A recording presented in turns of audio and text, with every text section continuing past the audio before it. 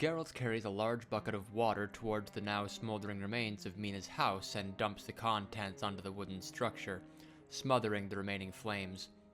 He stands back and wipes his brow, then turns toward the town square and spots Ringo in the corner of his eye. Hey there, Ringo. He notices the lack of her shawl, but his expression remains distant and uninterested, as if he's not all there. Did you lose your cloak in the chaos? Ringo had been carrying all more water to help put out the ones on the wall before glancing over her shoulders, raising a tiny bit with the smallest shrug. Oh, it's a mix of things. I threw it to Mother. It's bright, flaring colors, and I didn't want to get lost in the chaos, to be more exact, sir. After softly turning her body, finally she looked at him. I was more a bit fed up, to be exact. He huffs, looking over the horizon at the distant plumes of smoke in the distance, like little indicators of failure. Not feeling too patriotic about your home right now? She gives a rough sigh before squatting to the ground to hug her knees for a moment. I don't want to associate with those who can't even follow their own teachings. After throwing a bit of grass, she softly sighed.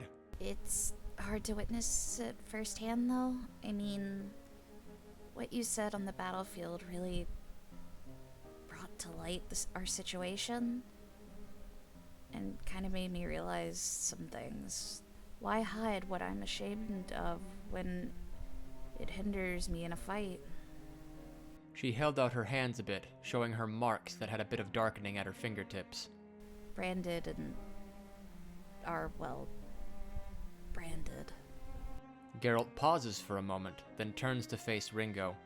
He observes her hands and nods. From what we learned in San Cordia, Ashenera split because of the tension between Beorc and Lagos.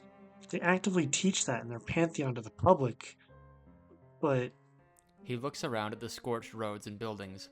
their actions speak louder than their words. He turns back to Ringo, offering his hand to her. You chose to try and find peace with them, and almost succeeded. You care about the people around you regardless. The fact that you and your mom are helping reclaim our home speaks volumes about you and your family. Being branded has no weight on your respect for the lives around you.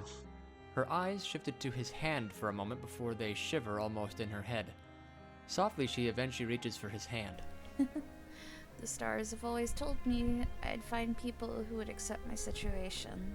Tightly, she pulls herself up, dusting off her legs with her free hand.